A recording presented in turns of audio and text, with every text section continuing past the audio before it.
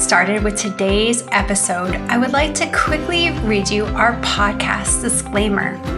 This podcast is for educational purposes only, and it is not to substitute for professional care by a doctor or other qualified medical professional. You should always speak with your physician or other healthcare professionals before doing any fasting, changing your diet in any way, taking or adjusting any medications or supplements, or adopting any treatment plan for a health problem. The use of any other products or services purchased by you as a result of this podcast does not create a healthcare provider-patient relationship between you and any of the experts affiliated with this podcast. Any information and statements regarding dietary supplements have not been evaluated by the Food and Drug Administration and are not intended to diagnose, treat, cure, or prevent any disease. All right, and now we'll get started with today's episode. Welcome back to the Fasting Method podcast. This is your host in this episode, Dr. Terri Lance, or Coach Terri. And you probably guessed it, if I'm doing a solo episode, it is going to be mindset and behavior focused. So we don't actually get a lot of Q&As sent in, a lot of questions that you all are sending in based on mindset and behavior, but we hear questions from listeners and from community members all the time, as well as my clients. So I thought I would capture what I can highlight for you from a couple of topics that just seem to be coming up a lot currently. And I think they're things that many of you would be able to relate to. The first one is actually a topic that I discussed at some point on Monday Mindset podcast, and it's about people pleasing. And this topic comes up fairly often in the TFM community meetings and, like I said, in my work with clients, because many of us have a hard time saying no or following our plan or having boundaries around things because our desire to people please is very strong. Now, most of us don't think of the desire to please people. It's a natural kind of inherent trait that we've developed over time. And first thing I want to say about this is that if you are struggling with people pleasing and it's interfering with you making progress on your goals, first, I want to affirm for you that you learned to be a people pleaser for really good reasons. There's nothing pathological about you.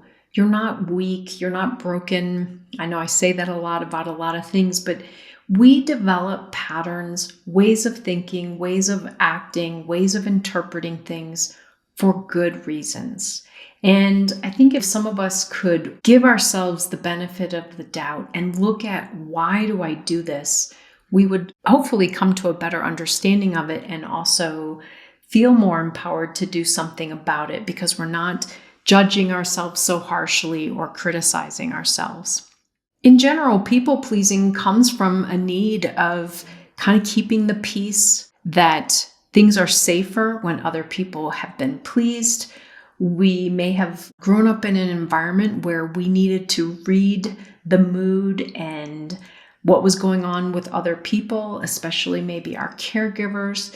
And so we learned to placate and please and give and take care of other people's needs while shoving down our needs, because the primary needs of making sure that we're safe, making sure that someone isn't going to be threatening toward us or something, kind of ranks above all of our other needs.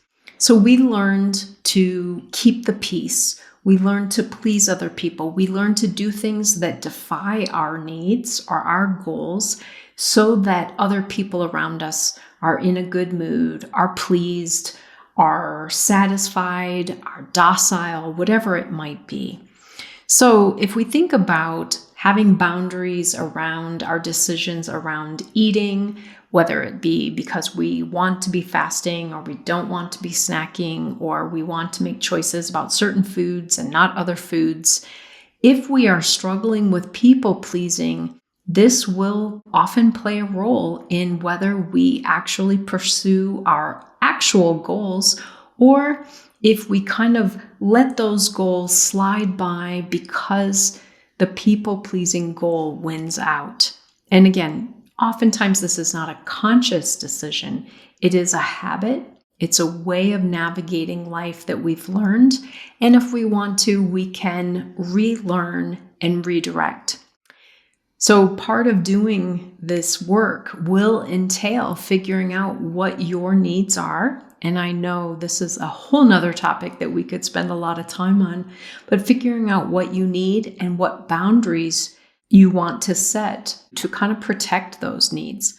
So if I have made a decision to fast and I'm in an environment where someone is eating or wants to go eat or wants to make food or whatever, and they start asking and I put away my fasting goals, I put away the plan that I'd already set out on, maybe put on the back burner my health goals, all of those things, in order to make sure that their desire is met, to make sure that their desire for food is met, I'm constantly going to be missing out on my goal. So oftentimes there's a secondary gain involved here in that if I do what this other person is wanting, I eat instead of fast, or I eat this certain food instead of the food that I had planned to eat, the first gain that I make is that I please that person. I keep the peace, I give in to their desires and make them happy. But the secondary gain is often I get to also satisfy my lower brain that didn't want to keep fasting or did want to eat the more problematic food, but I was trying to hold that desire down. I was trying to follow through with my plan. So now this opportunity to one, please other people and please my lower brain, my reptile brain, whatever we want to call it, my negotiator, it's a win-win. I get both of those desires or needs met. So I want to encourage people to really start to take an honest look at their people-pleasing around food and around eating, and also recognize that there's an additional layer of motivation to not say no or not defy someone else's plan.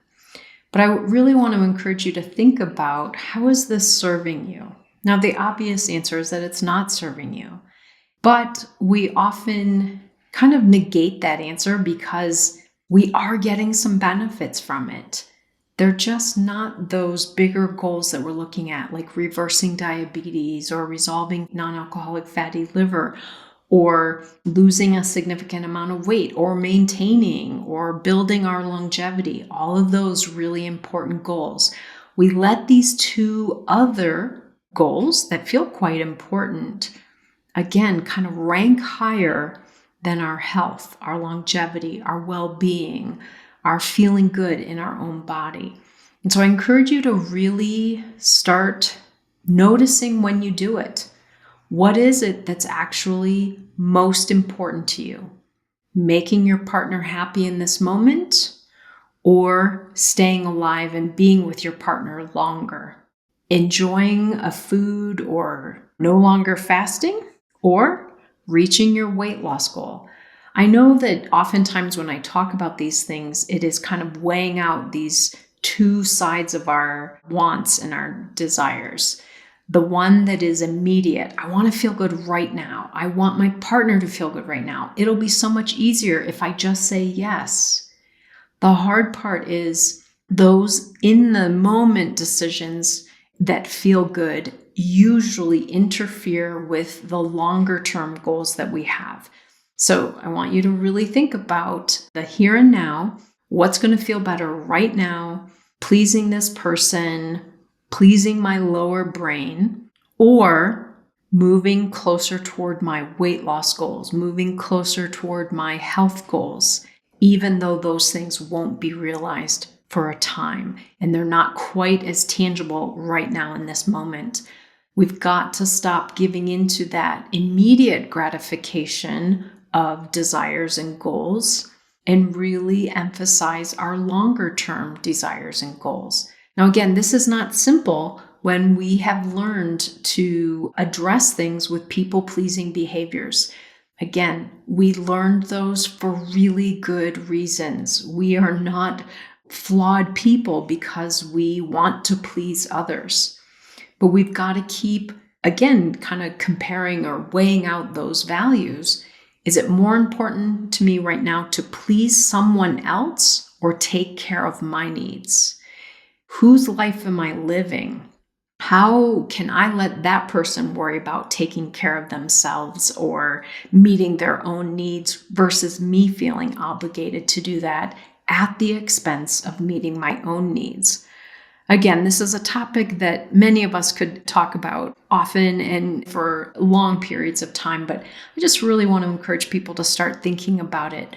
Many of us who are struggling with our health or our weight did not get here because we put our needs first. Oftentimes we've gotten here because we put our actual needs on the back burner, focused on the immediate gratification things, the stress relievers, the coping strategies, and the people-pleasing, keeping ourselves feeling safer because we made sure others around us were satisfied. So that's the first topic. So the next topic that came up or is coming up fairly often is people managing stressors or feeling really uncomfortable with things in maybe one area of their life, like work, and figuring out what to do with that kind of angst without leaning into problematic food behaviors. And I think most of us can probably relate to this, that idea that, oh my gosh, I'm overwhelmed with how much work I have to be doing, or oh, there's some stressors going on in my family right now that are really challenging. What can I do to stay on track? What behavioral things can I use and what mindset things can I use? Recently, in one of my community meetings, someone made a statement that I thought was really important, and it's a theme that I have tried to convey so many times, and I love it when someone else says it and it's not coming from me, but she said something to the effect of, I can fast even while life is going on. Meaning I don't interrupt my fasting patterns. I don't change my patterns just because life happens, because the reality is life is continually going to be happening. That's the good part. But sometimes the things that are happening in life are challenging. Work stressors, family stressors, health stressors or family health stressors, those kinds of things, political things going on in the world or in your community, tragedies that are going on. This causes a lot of stress. This causes a lot of emotions to surface for so many of us.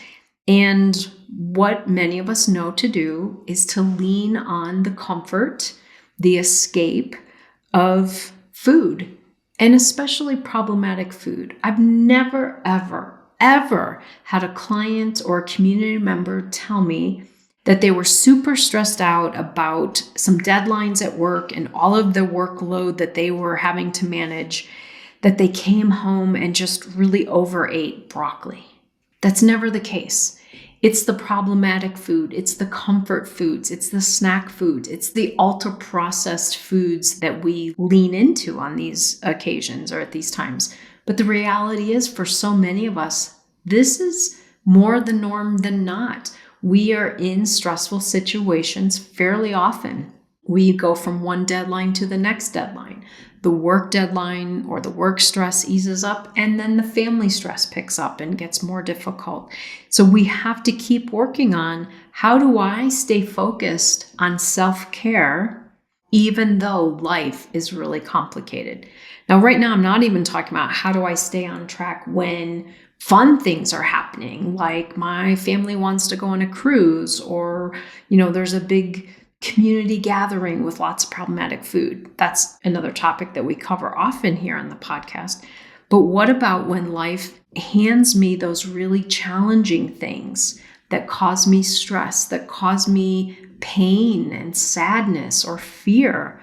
What do I do? Because for many of us, again, not because we're weak, not because we're flawed or broken, but because we have grown up in this environment of our food culture, we have learned that leaning into problematic food, frequently eating, snacking, munching on things here and there all the time, we've learned that as a coping strategy to help us get through these tough times. And unfortunately, we pay the price. We pay the price with our health. We pay the price with our body, with our body fat, with all of the conditions that come with that, the surgeries required, the pain management that we have to work through, the physical therapy that's required, all of these things, these consequences of our coping strategies, that of course we need coping strategies to get through these difficult stressors in life. But oftentimes the ones we choose are ones that cost us in another way. They cost us our health, our weight, and our well-being, and even our mood, our anxiety, all of these things. So how do we keep moving forward? How do we stay in that positive mindset? I think it's really important to remind ourselves of something that's been talked about a lot recently in the community, and that is to remind yourself when your body is well nourished, when your immunity is good, when your gut health is good, when your inflammation is down, when your body has enough protein and enough healthy fats, enough nutrients, managing stress is easier. You're more well-equipped.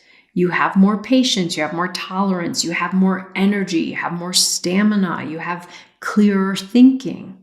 The opposite of that is that when we use that coping strategy of problematic eating, frequent eating, eating problematic foods, or both, all of those things are also compromised. Our immunity, our gut health, our stamina, our energy, our sleep, our mental capacity, our brain fog, all of these things are more problematic. And guess what? When all of those things are happening, we are less able to handle the stressors that we're facing. So unfortunately, the coping strategies we use to help us get through this moment make getting through the next moments more difficult. And that is a reminder that the food industry, the kind of cultural influences, and even our own lower brain, none of those things want us to remember that if I compromise my nutrition, my well-being, all of these things right now, my ability to get through the next wave of these stressors is going to be worse. I'm going to be less able to get through them and feel good when I am loading myself up with frequently eating, especially problematic food. So we have to keep reminding ourselves of that. One way I encourage you to do that is not just a scare tactic. It's not just like threatening yourself with, oh, you're going to feel worse in 20 minutes if you eat this, or you're going to have worse decision making tomorrow if you do this.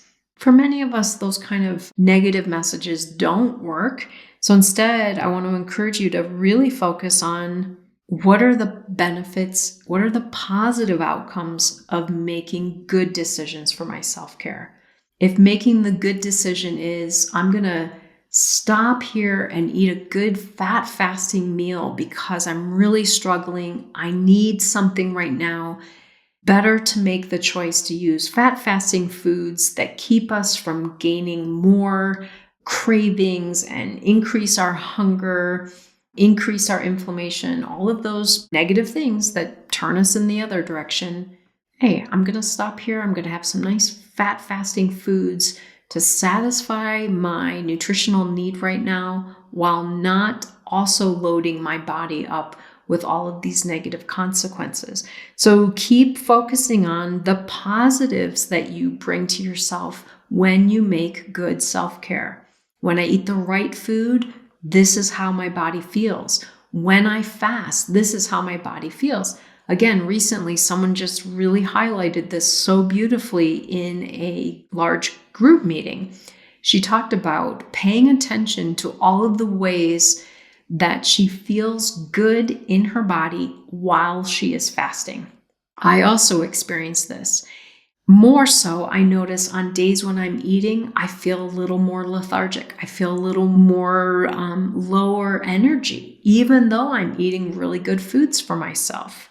Fasting days, my energy is a little better. My brain, my mental clarity is clearer. So we need to keep highlighting those things for ourselves, because making the choices for problematic things, there's so many messages kind of pushing us in that direction. Again, more for short-term gratification, but there are lots of influences that make us want to move in that direction. So we need to combat these with the reminders for ourselves. When I eat like this, I feel like crap. I fall asleep. I need a nap. I can't make a decision to save my life. When I eat like this, I have mental clarity. I feel good. My joints don't hurt. My pants fit better. I have better energy. I sleep better. All of these things, we need to keep highlighting that. So reminding ourselves of why eating appropriately and skipping eating, giving our body breaks, fasting, why these things feel good. I want to share a little bit of an analogy here, and the reason why keeping this front and center in our mind is so important. Let's take, for example, a professional basketball player. Part of their skill set that is really valuable is their ability to make free throws. A number of points in the game come from free throws, high pressure situations, making these foul shots, whatever. Really important skill. My sense is that if you get to the professional level playing basketball, you have shot so many of these free throws that they are just second nature to you. You have a very clear way of doing it. It just swishes in there each time, and it's just this beautiful shot.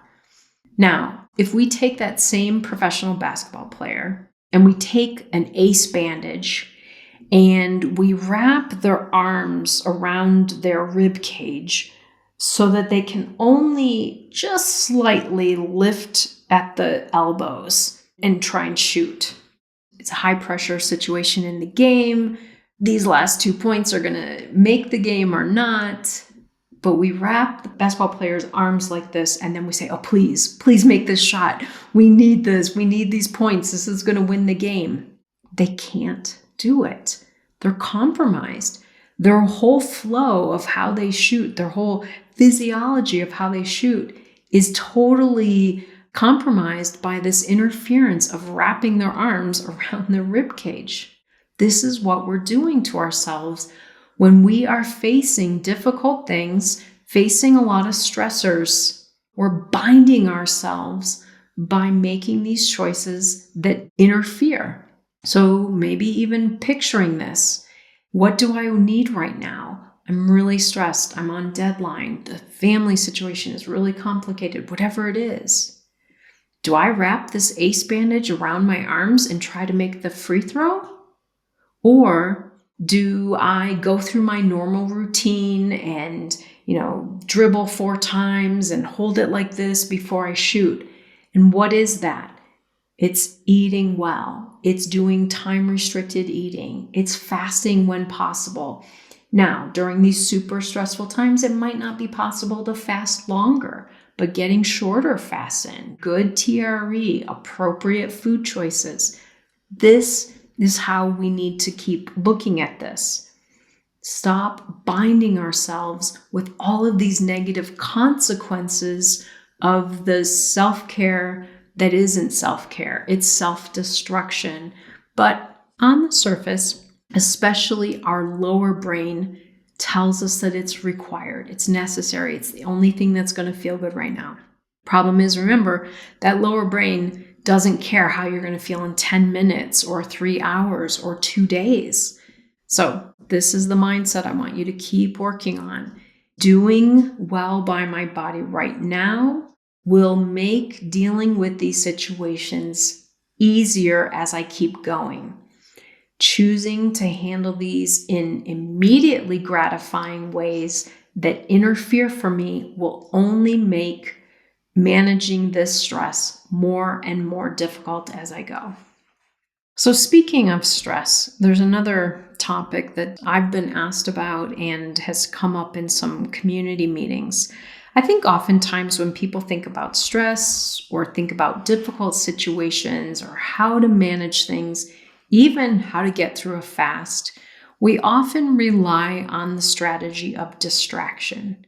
And folks, I am here to say distraction is not a bad thing. There are times when we need distraction. Now, some of us might learn some other strategies like meditation or things. So it's not that we need to take our mind over here into this other mindless use of it, but we might allow ourselves to become kind of unencumbered by thinking and all of these things. But distraction technically is not a horrible thing. So I don't want anyone to feel like they're being kind of chastised if they use distraction as a strategy. But I think many of us need to really think about, is the distraction I'm using helping me? And sometimes that means short term. Like if I am going to get a blood draw, if I turn my head and look at a poster on the wall while the phlebotomist is poking that needle into my arm, that's a great distraction for me. It's short. It doesn't have a negative consequence. There's nothing wrong with looking at that poster, and it helped me not to focus on the needle. All is good. But oftentimes we tend to get distracted by either problematic things or just mindless things like watching a lot of TV, scrolling through our phone. But unfortunately, one of the results of these distraction techniques is, yes, they might serve as a little bit of a buffer, but what they often do is they keep us disconnected from ourselves. And some of us, we know we're using distractions so that we can feel disconnected. But ultimately, big picture, so much of learning to fast and learning to eat properly is to be connected to your body. It's to be aware.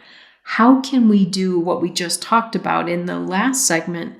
How can we pay attention to the positive things that we experience when we're fasting or when we fuel our body appropriately if we're disconnected? So in order to avoid the discomfort, we check out. We do activities that almost numb us from paying attention. Coach Jamie and I recently did an episode looking at problematic food and kind of comparing that with the use of alcohol. But again, both being used to numb and prevent ourselves from feeling or being aware of what's really going on. And they lead to problems because the more we learn that I can't manage what is going on, the more of the distraction that I need. So in that example, the more alcohol I need, the more frequently I'm going to have alcohol, the more alcohol I'm going to have as my dependence increases, and the more situations will require it. Now I need to drink first thing in the morning. Same thing with problematic food. The more I lean into problematic food as a distraction, the earlier in the day I'm going to need problematic food, the more problematic food I'm going to need, the more frequently I'm going to need it, all of that. Same as these other behaviors. If one of my forms of distraction is watching TV, now I want to get up in the morning and start watching TV. I want to stay numb. I want to be in that disconnected place. We need to be more connected with ourselves, not less connected. And part of the challenge with this, and you've probably heard me say this somewhere before, but part of the challenge with this is the messaging we have in our mind that says, I can't handle this. I need to be checked out. I can't handle this conversation. I need to numb out with this repetitive behavior. I need to be on my phone scrolling instead of really engaging in this difficult conversation with my partner. I need to deal with my grief based on what's going on in my family. I need to deal with that by being checked out, by, again, watching a lot of TV, doing these other problematic behaviors, eating, mindlessly eating, snacking, grazing. So one of the things I want to encourage is to start changing that messaging that we give ourselves, working on building that trust. I can handle what it is that I'm facing. Now, let's be honest, that doesn't mean it's going to be comfortable. We don't need to distract ourselves from things that are not uncomfortable. We distract ourselves from things that we have learned to avoid. We've learned that maybe it's easier to pretend it isn't happening or pretend that it's not there. And so we numb ourselves. But we all have goals that we're working on. We want to resolve health issues. We want to improve our longevity. We want to do all these amazing things. We want to lose weight. We want to lose a significant amount of weight. We can't reach goals when we're disconnected from ourselves. We can't be in touch with our values and our needs when we are disconnected from ourselves. And again, one of the ways we do this is through distraction. We use food as distraction. We use our devices, our TVs, our cell phones, our iPads, whatever. We get into this place of being distracted so that we don't have to face what is happening. But by not being present with what's happening, we also can't work toward the positive. So first and foremost, start working on messages to yourself about your abilities. I can handle whatever I'm experiencing. The good news is, anyone listening to this today, you have survived everything that's happened up until today. There's been nothing in your life that you couldn't handle because you're here. You've handled everything. And again, doesn't mean it's been comfortable, doesn't mean you've enjoyed it, but you have the resilience, you have the ability to be with difficult emotions, complicated issues, tragic happenings. We do get through them. And we have to keep reminding ourselves that, because otherwise we say things like, oh my God, I just can't handle this. I can't get through this. Oh, I would never survive that. We give our brain so many complicated messages. We tell our brain that we have to be numbed. We have to escape. We have to avoid. And that's not the case. Then how do we move forward? Building this trust, working on this trust. Gather examples every time you get through something by being present. Remind yourself, go back and say, hey, the last time this happened, this is how I got through it. This is how I stayed present. This is how I managed those emotions. Keep reminding yourself of your abilities so that you can keep doing them. And then the last part of this is, how do I keep doing that consistently? Please remember that we don't do any perfection consistently. What we do is our best effort. And the most important thing is that we keep doing that consistently. We keep moving forward with things. We keep identifying our abilities, our skills, our strengths, and our coping mechanisms that are healthy for us. And we keep repeating these. Really good, those of you who do journaling, make note of how you cope with things in a way that is healthy for you, because you're going to run into this type of stressor or this type of feeling again. How did I handle this last time I felt like this? Oh, I went for a nice walk. I talked with my friend and processed it. And then I meditated before going to bed. Great. We've now got 4 strategies to help us this time when we feel like that. So keep track of your successful attempts at working through things and getting through things. Because like I said, we've gotten through all of them so far. What I don't want to encourage is reminding yourself that you've avoided a lot of things and somehow ended up here. That is not a good moving forward kind of mindset. We want to instill that confidence in ourselves. I can do difficult things. I can get through painful times. I remember when I was a kid, I was very, very afraid of goodbyes. I think I was very afraid of losing people.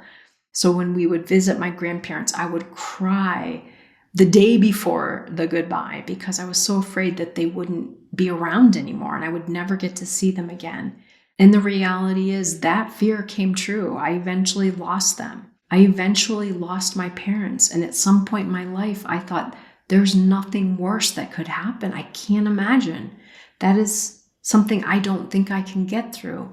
And of course, I did get through it. We can do hard things. We can work through difficult emotions. We can manage stress. But we have to be taking care of ourselves. We have to build that trust in ourselves and our abilities so that we can do that.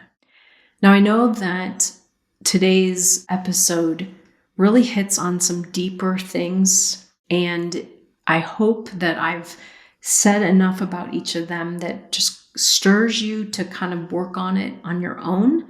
There are none of these that I can give clear black and white steps 1 through 5 to resolve. They're deeper than that. They're more challenging than that. But I hope that by listening today, you've been able to dig in and start looking at some of these and how you want to move forward with them.